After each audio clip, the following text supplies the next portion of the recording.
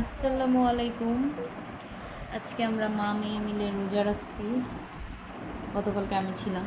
তো এই যে হচ্ছে আমাদের ইফতার, পুঁটি মাছ ভাজা, আর এই যে বাইম মাছ দিয়ে চিচিঙ্গা ডাটা দিয়ে রান্না করছি। আর এটা হচ্ছে ঘুড়ি, দেখি তার এটা হচ্ছে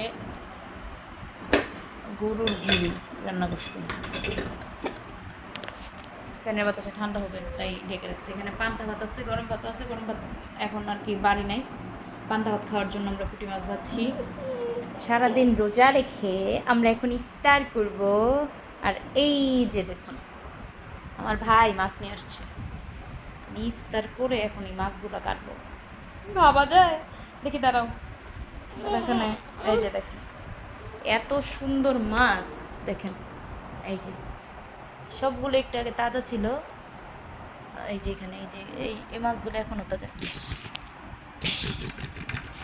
এটা হচ্ছে বোয়াল মাছ। এই যে এই যে এটা তাজা, দাবা হাতে ধরে এখন তো রান্না খাবো। এই যে দেখছেন, এই যে মাছগুলো এখনও তাজা।